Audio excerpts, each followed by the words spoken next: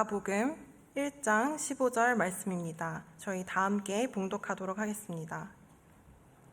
때가 찼고 하나님 나라가 가까이 왔으니 회개하고 복음을 믿으라. 아멘.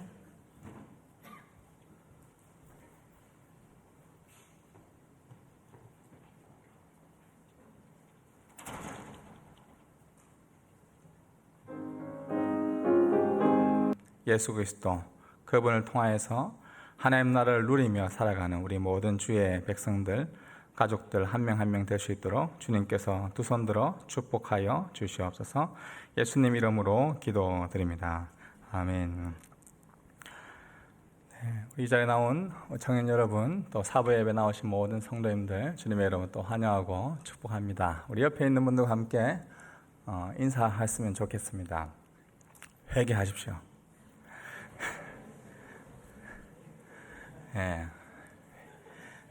회개해라. 인사인지 명령인지 저주인지 헷갈릴 수도 있는데 회개하여라라는 오늘 제목 여러분들과 함께 나눌 텐데 회개하여라 썩 반갑게 들리는 말은 아닙니다. 누군가에게 회개해라 라고 할 때 그 회개하라는 말을 듣고 좋아할 사람은 그리 많지 않을 것 같습니다. 그러나 오늘 이 말씀을 통하여서 우리가 이 회개에 대한 여러 가지 오해들이 있는데 그 오해들을 한번 바로 잡아보고 더 이상 이 회개라는 것이 우리에게 부담으로 다가오는 것이 아니라 오히려 회개하는 것이 정말 좋은 것이구나, 회개를 사랑해야겠구나, 그러한 다짐을 하는 시간이 되었으면 좋겠습니다. 그래서 첫 번째로는 회개를 하면 죄를 용서받는가에 대해서 함께 생각해 볼 것입니다. 그래서 속죄와 회개를 먼저 비교할 것이고요. 두 번째로는 회개에 대한 일반적인 오해 세 가지를 함께 살펴보고 마지막으로 이 세 번째로 회개하는 자의 삶에 대해서 정리해 보려고 합니다. 먼저 첫 번째로 회개를 하면 죄를 용서받는가에 대해서 함께 생각해 봅시다. 보통 교회에 오거나 좀 이렇게 홀리하다 경건하게 여겨지는 장소를 만나거나 홀리 타임 있죠. 콰이어트 타임이나 이렇게 우리가 그런 시간들을 가지게 되면 좀 내가 과거에 잘못한 것이 있나, 내가 좀 제대로 하지는 않았나, 못하진 않았나 이렇게 돌아보는 그런 시간들을 가지게 되죠. 예를 들어서 지금 우리가 드리고 있는 이 예배 시간도 대표적으로 이 홀리한 시간이라고 볼 수가 있습니다. 우리 교회는 예배 순서에 참회의 기도를 넣지는 않지만 대표 기도를 할 때나 개인 묵상 기도를 할 때 아마 여러분들은 회개 기도를 할 것입니다. 어제 엄마랑 싸우고 또 동생과 싸우고 여러 가지 화를 냈었습니다. 용서해 주세요라는 그런 기도를 하거나 하나님 어젯밤 습관적으로 또 제가 포르노그래피를 보았습니다. 용서해 주세요. 이런 기도를 할 수 있고 또 좋은 성적을 받기 위해서 친구 앞에서 제가 거짓말을 하였습니다. 친구보다 더 좋은 성적을 받기 위해서 내가 나는 좋게 더 포장하고 친구의 성적을 더 낮게 제가 말했습니다. 용서해 주세요. 여러분들이 이런저런 여러 가지 과거에 지었던 죄, 남들에게 고백하기 어려운 엄밀한 죄에 대해서도 아마 여러분은 참회의 기도를 드리며 용서를 구해 보았을 것입니다. 그런데 시간이 점점 지나다 보면 또한 우리는 점점 죄에 대해서 무감각해져 갑니다. 죄를 고백하는 횟수도 줄어들고 동시에 이 나의 참회 기도가 굉장히 이런 틀에 갇힌 형식화된 기도처럼 느껴질 때가 있죠. 하나님 오늘도 나를 불러주셔서 감사합니다. 하나님 제가 지난주에 이런 잘못을 저질렀습니다. 친구들과 이렇게 싸웠습니다. 거짓말했습니다. 부모님에게 말 듣지 않았습니다. 이렇게 당연하게 회개해야 됨에도 불구하고 또한 그것이 굉장히 형식화되고 일반화되어서 별 감정 없이 의미 없이 생각 없이 그러한 참회의 기도를 하는 것이 우리의 모습으로 습관으로 자리 잡을 때가 있습니다. 그러다 보면 더 이상 우리는 죄에 대해서 무감각해져 가고 죄가 사라지지 않는 그런 우리의 모습들을 발견하게 되죠. 또 어떤 한편으로는 우리가 죄를 지었기 때문에 지옥에 가기 싫고 죄가 있으면 찝찝하기 때문에 죄에 대한 용서를 끊임없이 구해보지만 여전히 죄에 대해 자유롭지 못한 우리 자신의 모습들을 발견할 때가 많습니다. 어떤 분들 중에는 아마도 죄로 인해 받는 형벌이 그 벌이 죄에 대한 그 죄책이 두려워서 회개 기도를 하고 있는 분들이 있을지도 모르겠습니다. 내가 만약 죄를 지었는데 회개하지 않으면 어떻게 될까? 아니면 지금 꼭 회개해야 되나? 나중에 죽기 전에 마지막에 다 모아가지고 이거를 이제 게임에서는 전문용어로 똘똘말이라 하잖아요. 똘똘 말아가지고 다 이제 한 방에 탁 말아가지고 하나님 지금까지 제가 지었던 죄 다 용서해 주세요 하고 죽으면 되지 않을까라는 그러한 생각들을 하게 되죠. 정말 내가 죄를 고백하기만 하면 죄가 용서가 되는 것인가? 또 얼마나 오랫동안 회개를 해야 될까? 얼마나 오랫동안 죄 용서를 해야지 이것이 사라질까? 내가 일주일 동안 기도하면, 아니 30일 동안 기도하면, 100일 동안 기도하면 나의 이 죄들이 사라질까? 죄를 얼만큼 회개해야 그 길이와 그 양이 얼만큼 돼야 될까라고 우리가 이런 여러 가지 질문들을 하게 됩니다. 또 내가 너무 감정이 없이 그냥 지성적으로만, 논리적으로만 죄 용서를 구하는 것은 아닐까? 이렇게 하면 하나님이 용서해 주지 않을 텐데라는 그러한 끊임없는 질문들을 할 수가 있습니다. 이것은 제에게 있어서 여러 가지 질문들이 해왔던 것 중에 하나입니다. 아직까지 이러한 것에 대해서 명확한 답을 찾지 못한 분들이 많으실 텐데요. 조금 충격적인 말처럼 들릴지 모르겠지만 여러분이 회개한다고 해서 죄를 용서받는 것은 아닙니다. 다시 이야기하겠습니다. 여러분들이 아무리 길게, 아무리 많은 양으로 회개를 하였다고 해서, 회개를 지속한다고 해서 여러분들의 죄가 용서받는 것은 절대 아닙니다. 우리가 회개한다고 해서 죄를 용서받는 것이 아닙니다. 이종규 목사님이 회개를 사랑할 수 있을까라는 책에 나오는 하나의 예화인데요. 제가 한번 들려드리겠습니다. 어떤 한 연쇄살인범이 있습니다. 그 사람이 연쇄살인범이라는 사람을 한 명 죽인 것이 아니라 2명 이상을 죽였다는 거죠. 1명, 2명, 3명, 여러 명을 죽인 그 연쇄살인범이 있습니다. 이 사람이 이 코트에서 재판을 받고 있습니다. 재판을 받는 동안 제가 그때는 정말 제정신이 아니었습니다. 너무 잘못했습니다. 아주 자신의 잘못에 대해 깊이 깨닫고 판사님 앞에서 펑펑 눈물을 흘립니다.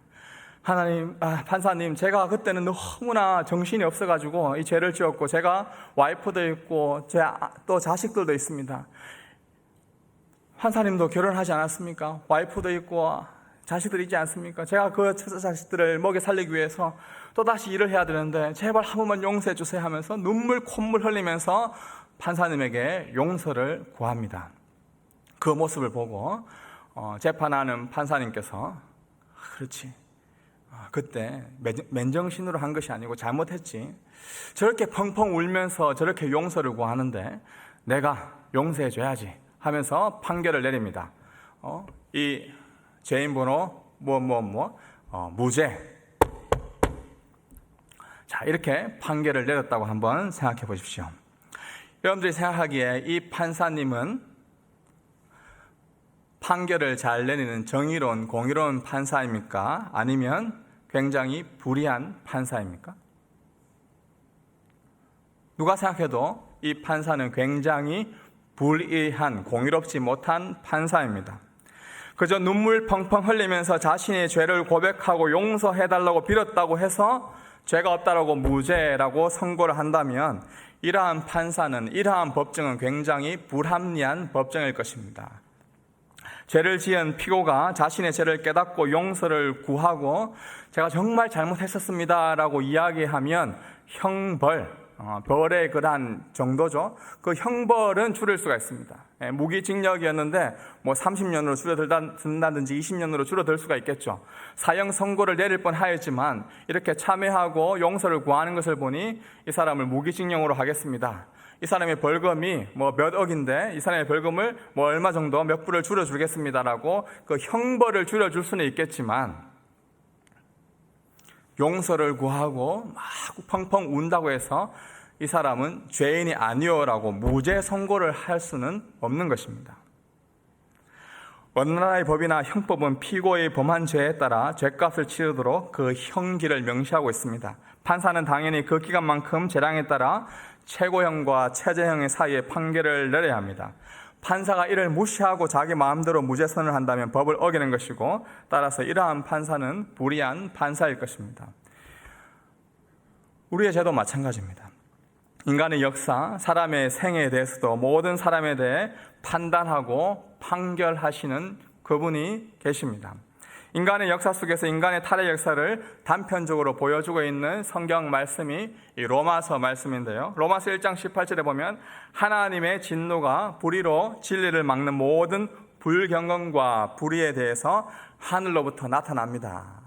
즉 우리가 여러분들이 태어나서 지금까지 살아오면서 행하였던, 마음속으로 생각하였던, 말하였던 모든 것에 대해서 하나님께서 공정하게 판단하실, 심판하실 그때가 온다는 것이죠. 그러나 우리 모습들, 여러분들의 모습들은 어떠합니까? 로마서 1장 29절 이하에 보면 우리 인간의 모습들이 이렇게 표현하고 있습니다. 그들은 온갖 불의와 악행과 탐욕과 악의로 가득 차 있으며 질투와 살인과 다툼과 사기와 악독으로 가득 차 있습니다. 그들은 수군거리를 좋아하고 서로 헐뜯고 하나님을 미워하고 건방지고 교만하고 자랑하기를 좋아하고 악한 일에 국리를 내고 부모를 거역하고 어리석고 신의가 없고 인정도 없고 무자비한 자들입니다. 그들은 이와 같은 일을 행하는 자가 죽어 마땅하다는 하나님 법규를 알면서도 그런 짓을 계속할 뿐만 아니라 그렇게 행하는 자들을 옳다고 합니다. 인간의 모습의 일반적인 모습이라는 거죠. 얼마 전까지 저희 집에 제 아내의 친구가 와가지고 같이 함께 지냈었는데요. 그 친구와 친구의 자녀들이 있었습니다. 한 딸아이와 또 아들아이가 있었고, 저희 집에도 저희 셋째, 약 이제 14개월, 15개월 된 아이가 있죠. 그런데 그 딸아이가, 그 친구 집 아이가 저에게 삼촌이라 부르면서 삼촌 안아줘 하면서 제가 막 그 아이를 안아줍니다. 준이라는 아이인데, 준이야 일로 와, 내가 안아줄게 하면서 안아주면 어떤 일이 일어날까요? 말도 제대로 못하는 제 셋째 딸이 직감적으로 이건 아니다 라는 그런 것을 차립니다. 저 녀석이 뭔데 우리 아빠한테 안기지? 하면서 저 놀다가도 계속 자기 잘 놀다가도 와가지고 아빠를 차지하려고 하면서 그 언니의 머리쟁이를 끌어다면서 이 아빠는 내 거야 라고 하는 그러한 모습을 봤습니다. 한두 번이 아닙니다. 이 아이에게 누가 가르쳐 줬을까요? 전혀 가르쳐 주지 않았습니다. 그런데 그 아이는 벌써 질투, 아빠는 내 아빠야, 네 아빠가 아니야 라고 단단히 교육하고 있는 그런 모습들을 보았습니다. 또 제가 없을 때 또 그 아이는 그 언니에게 참 교육들을 받고 있는 모습들도 보았죠. 인간이 참 악하다라는 것들을 그 아무것도 알지 못하는 그 아이들을 통해서 많이 봤습니다. 여러분들 어렸을 때부터 지금까지 크고 작은 수많은 죄들을 우리는 지어왔습니다. 이 모든 죄들에 대해서 하나님께서는 뭐라고 이야기하시냐? 사형이다. 죄의 대가는 죽음이다 라고 우리에게 말씀하고 있죠. 로마서 6장 23절에 보니까 죄의 대가는 죽음이요 죄의 삭은 죽음이다 라고 말하고 있습니다. 누구나 인간이 범한 죄는 참으로 악합니다. 자신이 의도하든 의도하지 않았든 모든 사람은 다 자신이 행한 것에 있어서, 자신이 생각한 것에 있어서 심판 아래에 있습니다. 그리고 회개한다고 해서, 잘못을 용서를 구한다고 해서 이 심판을 피할 수 있는 길은 없습니다. 사도행전 2장 38절에 보면 이런 말씀이 나옵니다. 회개하십시오. 그리고 여러분이 죄를 용서받기 위해 예수 그리스도가 이름으로 여러분이 각각 세례를 받으십시오. 그러면 여러분이 성령의 선물을 받게 될 것입니다. 아마 여러분들 이 본문을 보고 이렇게 질문할 수도 있겠습니다.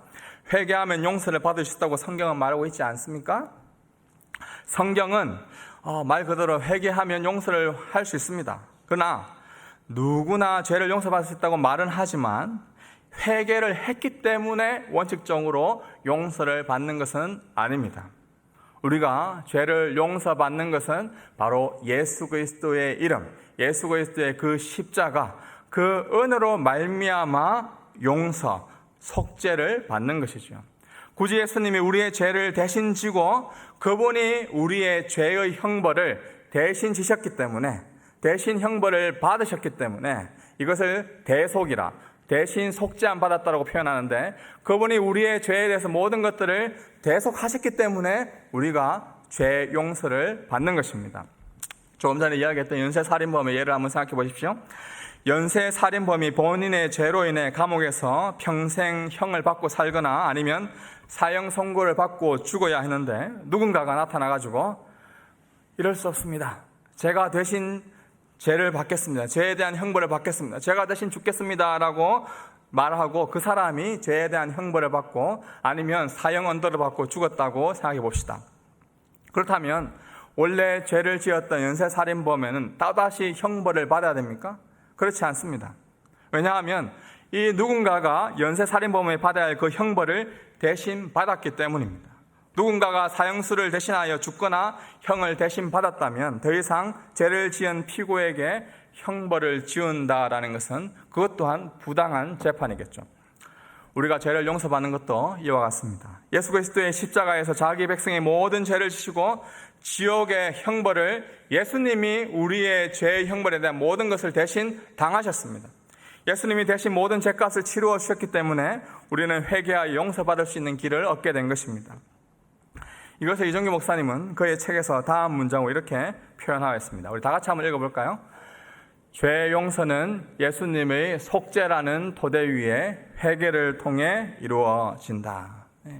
우리가 죄가 용서받는 것은 잘못했어요, 용서를 구한다고 해서 용서를 받는 것이 아니라 우리의 죄의 형벌에 대한, 죄의 책임에 대한 그 책임을 대신 지신 예수 그리스도의 그 속죄라는 그 토대 위에 우리가 회개라는 그 통로를 통하여서 죄 용서를 받게 되는 것입니다. 나의 회개의 그 행위 자체가 아니라, 내가 회개한다라고 나의 말이 아니라 그분께서 이미 행하신, 하나님께서 이미 우리를 위하여서 속죄하신 예수 그리스도의 그 십자가의 은혜로 말미암아 우리는 죄 용서를 받게 되는 것입니다. 그래서 히브리서 기자는 이렇게 표현하고 있습니다. 히브리서 10장 10절 이하에 이러한 뜻 가운데 예수 그리스도께서 단번에 자기의 몸을 들이심으로 우리가 거룩하게 됐습니다. 모든 제사장은 날마다 서서 섬기며 반복해 똑같은 제사를 드립니다. 그러나 그것들은 결코 죄를 제거할 수 없습니다. 그러나 그리스도께서는 죄에 대한 단번에 영원한 제사를 드리시고 하나님 오른편에 앉으셨습니다. 예수님은 십자가에서 하나님 백성의 모든 형벌에 대해서 단번에, once for all입니다. 단 한 번에 우리의 모든 죄에 대해서 형벌을 받으셨습니다. 하나님의 때가 찾아 하나님은 자신 하나밖에 없는 가장 사랑스러운 아들을 이 땅 가운데 보내셨습니다. 그리고 자기 백성들을 사랑하사 그들이 받아야 할 모든 죄의 진노와 형벌을, 우리가 받아야 할 모든 형벌과 진노를 우리에게 쏟아붓지 아니하시고 십자가에 매달려 계시는 자신의 아들에게 모든 형벌과 진노를 쏟아부으셨습니다. 이것이 바로 십자가의 형벌입니다. 예수 그리스도가 죽으심으로 하나님의 백성들이 받아야 할 모든 형벌을 대신 받으셨습니다. 그리고 그가 대신 형벌을 받으심으로 말미암아 원래 죄인, 원래 피고였던 하나님의 백성들은 하나님께 받아들여지는, 그분께 수용되는 거룩함을 얻게 되었다라고 성경은 우리에게 분명히 말해주고 있습니다. 이것이 바로 예수 그리스도의 십자가의 은혜, 예수 그리스도의 십자가의 공로입니다. 값없이 은혜로 예수 그리스도의 그 공로로, 예수 그리스도의 그 십자가의 은혜로 말미암아 우리는 죄인이 아니라 의인이다, 죄에 있는 존재가 아니라 어렵다라고 칭함받는 그러한 존재로 우리를 불러주셨다는 그 사실을 기억하시기 바랍니다. 예수님이 이 땅에 오심으로 또한 지난주까지 보았던 말씀에 따르면 하나님의 나라가 우리 가운데 가까이 왔습니다. 하나님의 다스림과 통치 안에 들어갈 수 없는, 원래 우리는 죄인의 신분이었지만 예수님이 직접 그 날을 우리에게 가져오시고 그 날에 들어갈 수 있는 그 자격증, 그 날에 들어갈 수 있는 그 패스포트를, 시민권을 우리에게 주셨습니다. 예수 그리스도의 그 십자가의 공로로 인해서죠. 이러한 예수 그리스도의 그 십자가의 공로를 우리가 받고 누리기 위해서 어떻게 보면 필요한 것이 회개와 믿음입니다. 우리가 회개하는 것, 믿음을 가지는 것은 예수 그리스도께서 하나님께서 이루신 그 모든 하나님의 일하심, 하나님의 열심을 우리가 받기 위해서, 그것을 누리기 위해서 우리에게 필요한 것이 회개이고 믿음인 것입니다.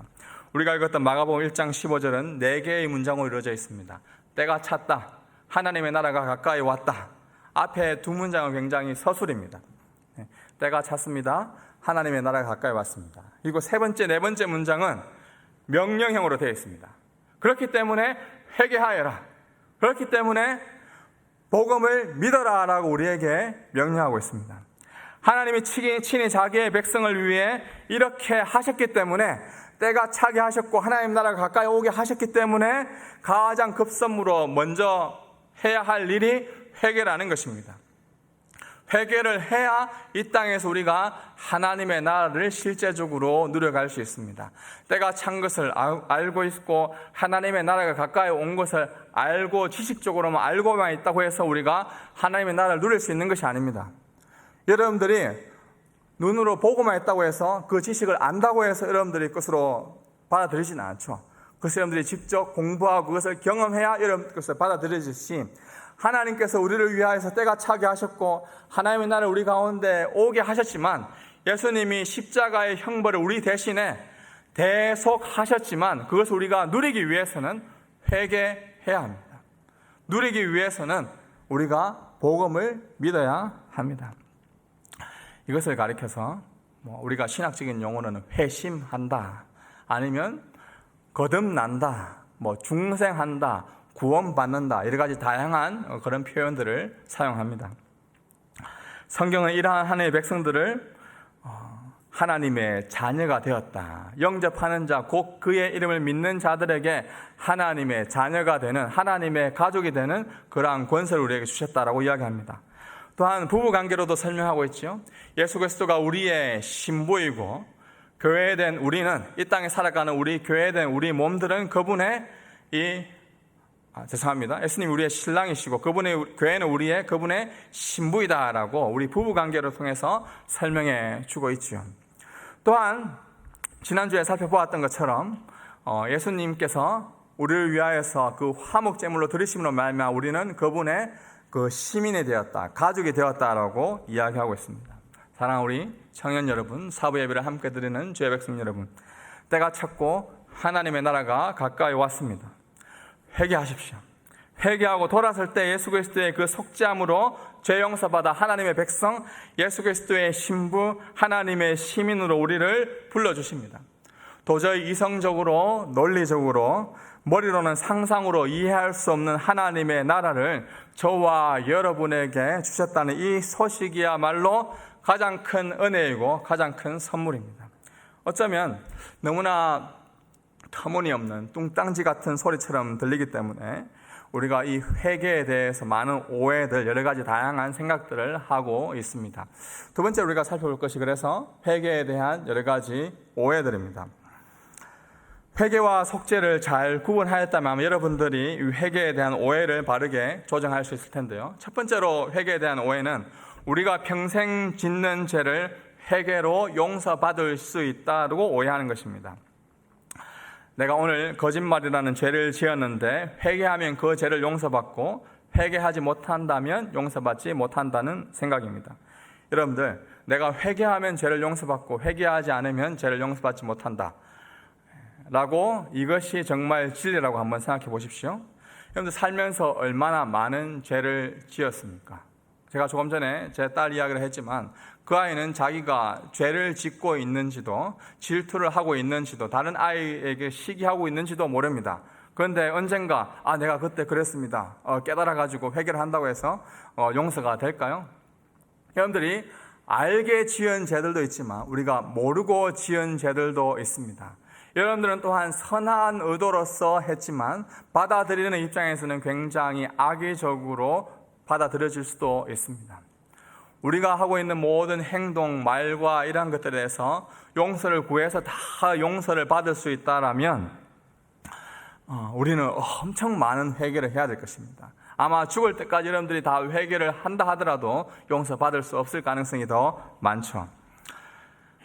우리가 죄 용서받는 것은 우리가 회개했다고 죄 용서받는 것이 아니라 속죄와 회개의 구분해서 다루었듯이 예수 그리스도께서 우리를 대신해서 우리의 죄를 용서해 주셨기 때문에 우리가 죄 용서를 받게 되는 것입니다.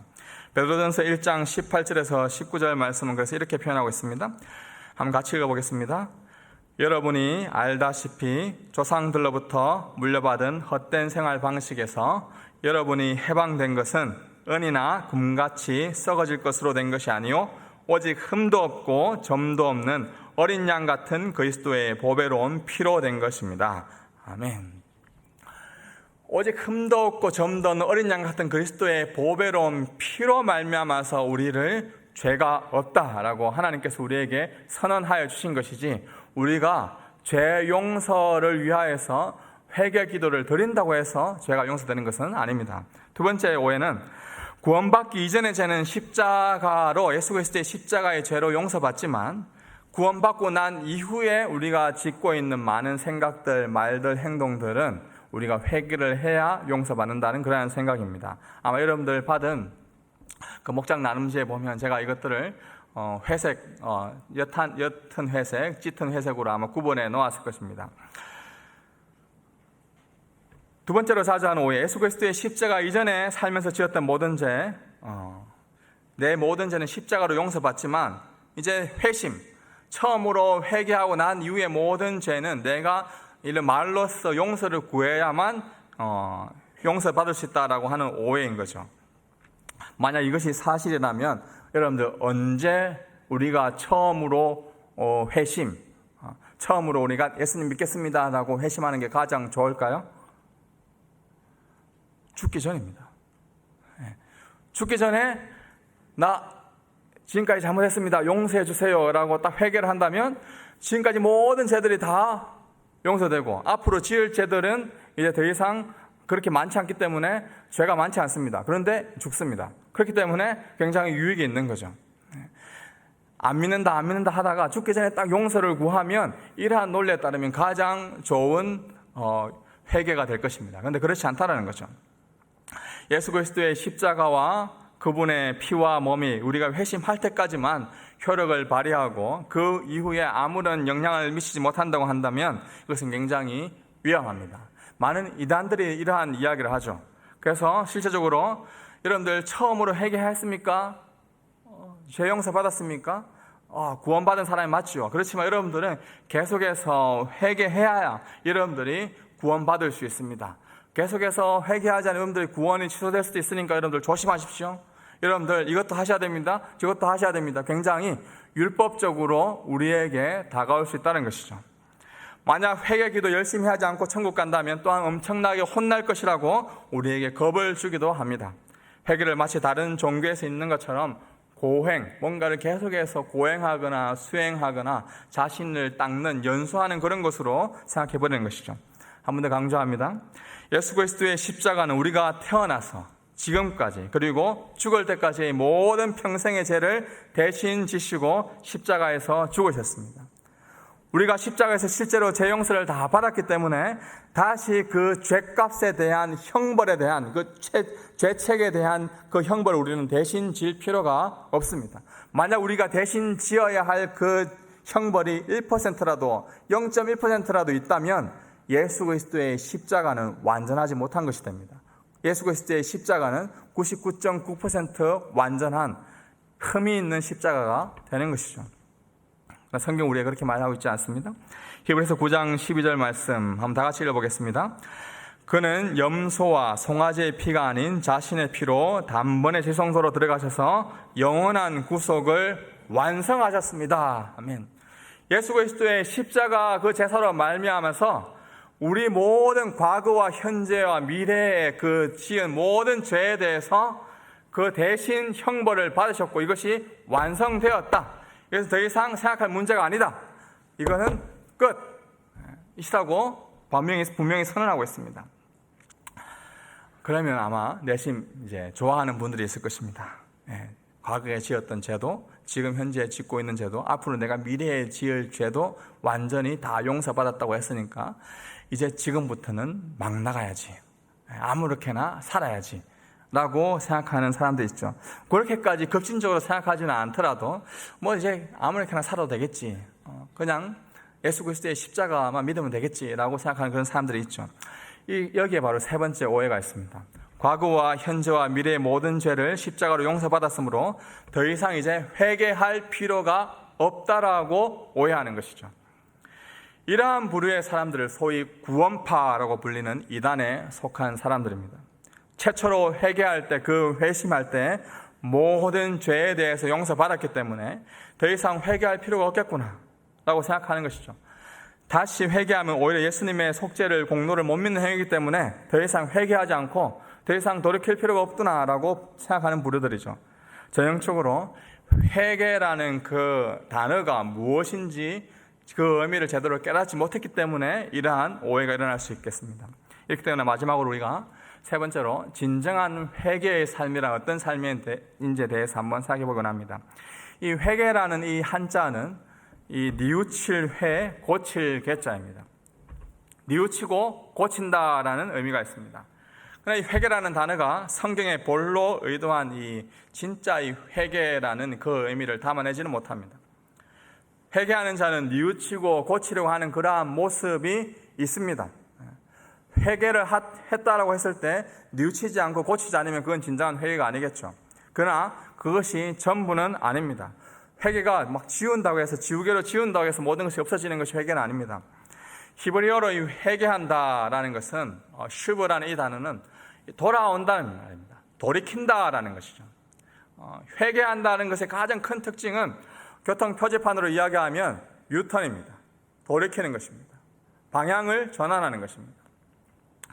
여러분들 아마 드라이버 다 운전하실 건데요.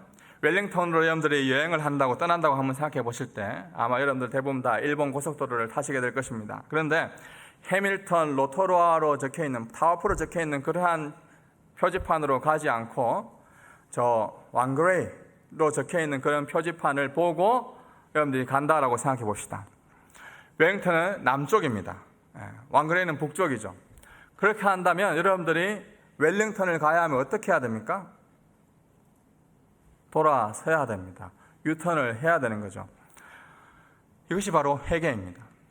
회개라는 말은 유턴하는 것입니다. 이 구약적인 의미이고요. 신약에서도, 헬라에서도 보면 이 회개라는 말의 뜻이 뜻을 돌이킨다는 뜻입니다. 뜻을 하나님께로 돌이킨다라는 것이 이 회개라는 의미에 포함되어 있습니다. 회개한다는 말은 다시 말하자면 우리의 관심사, 나의 탐욕, 나의 생각대로 살아오던 그 모든 삶에서 돌이켜서 돌아서서 하나님의 마음과 하나님의 뜻대로 살아가고자 하는 우리의 삶의 양식, 삶의 패턴, 삶의 모습이 바로 우리의 삶의 모든 모습이 회개라고 볼 수가 있습니다. 여러분들이 교회에 와서 회개 기도하는 것, 그것도 회개의 한 모습이요. 여러분들이 참회의 기도를 드리는 것, 그것도 회개의 한 모습이지만 그것이 회개의 전부는 아닙니다. 정말 진정으로 회개한다는 것은 여러분들의 삶을 여러분들의 삶의 전 영역을 하나님께로 돌이키는 것입니다. 돌아서는 것입니다. 그분의 뜻에 우리의 생각을 맞추는 것이죠. 그리스도인은 목적 없이 돌아다니던 삶에서 어디로 가야 할지 그 목적의 방향성을 분명히 아는 사람입니다.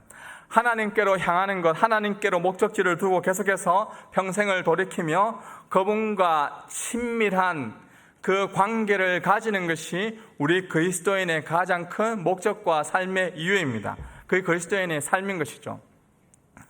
그런데 그렇게 살지 못하고 사실 우리의 모습은, 일주일 동안 여러분들이 살아왔던 모습은 어떻습니까? 우리의 관심사, 나만의 흥미, 나만의 생각으로 우리가 살아가는 그 모든 모습들이 많이 있습니다. 그곳에서 우리가 회개한다는 것은 나의 관심과 나의 생각에서 하나님의 뜻, 하나님이 있는 그곳으로 마음을 돌이키는 것이 바로 회개인 것이죠. 매일 매순간 죄의 성향이 죄입했던 죄의 모습으로 걸어가려고 할 때마다 혹시라도 그곳에 넘어졌다 하더라도 다시 돌이켜서 하나님께로 향하는 삶, 하나님을 갈망하는 삶, desiring God, 하나님을 욕망하고 하나님을 영화롭게 하는 그 삶을 살려고 하는 삶, 하나님께 우리가 유턴하는 것, 돌이키는 것, 돌아서는 삶이 평생토록 이어져 가는 것이 바로 회개하는 자의 진정한 삶입니다. 다시 말하지만 회개가 죄를 없애주는 것은 아닙니다. 예수 그리스도의 십자가로 인하여서 이미 우리는 속죄함 받았습니다. 이미 속죄함 받은 자의 많은 자들은 계속해서 그 거룩함을 살아내고자 끊임없이 거룩하신 하나님께로 돌이키고자 하는 마음, 열망, 의지가 생기는 것이죠. 이것이 바로 회개하는 자의 모습, 회개하는 자의 삶인 것입니다. 예수 그리스도가 우리의 신랑이고 우리는 그분의 신부입니다. 이 부부 관계로 성경은 설명해 주고 있죠. 여러분들 남녀가 만났습니다. 저도 아내를 만났고 여러분들 남자와 여자 만나죠. 만나가지고 여러 가지 이제 티역 트는 이제 썸띵이 있습니다, 맞죠? 뭐 썸을 탄다라고 하죠. 썸을 타다가 썸을 탈 때는 이 여자가 맞나 이 남자가 맞나 보다가 옆에 살짝 돌리면 어떻습니까? 얘도 괜찮은데 얘도 한번 타볼까 하면서 흔히 말하는 전문 용어로 뭐 어항 관리를 한다 뭐 그런 말을 쓰기도 합니다. 그러면서 이렇게 저렇게 하다가 드디어 내가 정말 원하는 사람과 딱 이제 사귀게 되었습니다. 그러면 어떻게 됩니까? 이제 교제를 하고 사귀고 만남을 가지는 것이죠. 생각만 해도 기쁘고, 맞죠? 지금 아마 웃고 계신 분들 보면 연애하고 계신 분들이 많이 있는 것 같은데, 아니면 갈망하고 있는 분들도 있는 것 같아요. 아마 올해 안에 꼭 성공하시기 바랍니다. 여러분들, 서로 이렇게 맞아가지고 마음이 맞았습니다. 이 연애를 합니다. 그럼 어떻게 해야 됩니까? 나 이제 연애했으니까, 나 이제 사귀었으니까 끝. 나는 쟤랑 사귀는 써. 나는 이제 아무것도 하지 않아도 돼. 데이트 필요 없어. 나는 왜 쟤랑 사귀면 되니까. 나는 이것이 목적이었어. 나는 사귀는 것 자체가 목적이었거든. 이렇게 하면서 계속 아무것도 하지 않습니다. 나는 사귀는 사람이야. 나는 솔로가 아니야. 나는 모태솔로는 드디어 해방이 되었어. 나는 사귀는 존재야. 그냥 이 자체로만 계속해서 만족하고 있다면 굉장히 불쌍한 존재입니다. 맞죠? 사귐을 그냥 사귄다는 그것이 목적이 아닙니다. 정말 사귄다, 인격적으로 교제한다라는 것은 상대방을 더 알아가고 깊이 깨달아가고 상대방을 위해서 자신을 희생할 줄도 알고 상대방이 무엇을 좋아하는지 아는 것이 필요한 것이죠. 그렇게 해서 서로 만나가고 맞춰가고 한 방향을 바라보는 것이 필요한 것이죠. 계속해서 돌이켜서 나만 생각하던 그러한 삶에서 나만의 취미만을 생각하고 내가 원하는 것을 생각하는 그 모습 속에서 여자친구는 뭘 좋아할까? 어떤 음식을 좋아할까? 어떤 취미를 좋아할까? 돌이켜서 그 사람의 마음과 생각들을 이해하고 바라보는 것이 필요한 것입니다. 우리가 그것을 하나님과의 관계 속에서 이야기할 때 이것이 바로 회개라고 표현할 수가 있습니다. 그렇기 때문에 회개는 하면 할수록 더 좋은 것이죠. 왜냐하면 상대방을 더 많이 이해할 수 있고 더 알아갈 수 있고 더 친밀한 관계로 나아갈 수 있는 것입니다. 오히려 회개를 하지 않으면 어떻습니까? 조금 있으면 헤어집니다. 아니면 그 밋밋한 관계들이 계속해서 지속되면 진짜 사귄다는, 서로 교제를 한다는 그 진정한 의미를 깨달을 수가 없게 되는 것이죠. 사랑하는 주의 백성 여러분, 우리가 근데 가장 절망적인 것이 무엇인 줄 아십니까?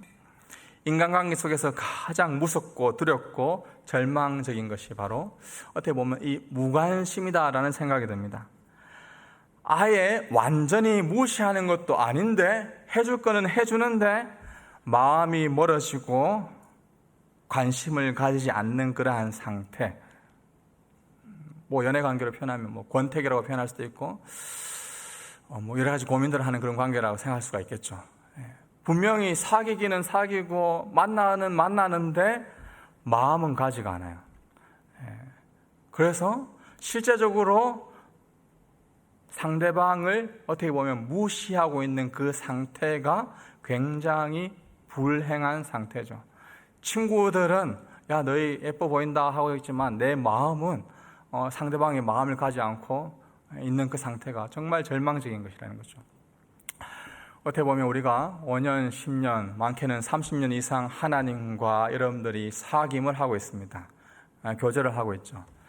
그런데 가장 절망적인 것은 하나님과 만나고 교제하는데 그분을 향한 내 마음이 향하지 않고 그분을 위해서 내가 이 예배라는 것도 드려주고 심지어 봉사라는 것도 해드리고 헌금이라는 것도 하는데 마음이 가지 않는다.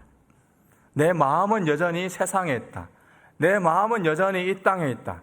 내 마음은 여전히 하나님의 나라가 아니라 이 땅 가운데 있다. 이것만큼 절망적이고 비참한 것은 없습니다. 돌이키셔야 됩니다. 회개하십시오. 이것만큼 절망적인 거 없습니다. 차라리 헤어지는 게 더 나을 수도 있습니다. 헤어지면 오히려 다른 것에 더 마음을 쏟을 수 있겠죠. 헤어지는 것도 아닌데 계속해서 있으면서 마음은 가지 않고 떳떳미지근한 그러한 상태가 지속되는 것이야말로 가장 불행한 상태다라고 할 수가 있습니다. 혹여나 하나님과의 관계 속에서 그러한 회개하지 않은, 돌이키지 않고 있는 그러한 나의 마음의 상태, 나의 삶의 여러분들의 모습이 있습니까? 회개하십시오. 돌이키십시오.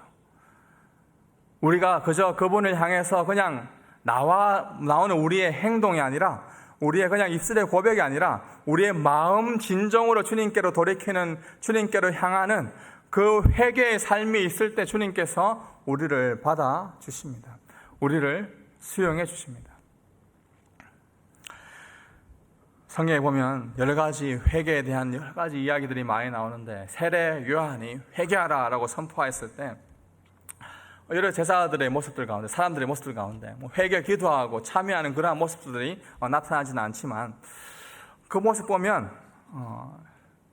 그들의 삶들이 변화되는 것을 볼 수가 있습니다.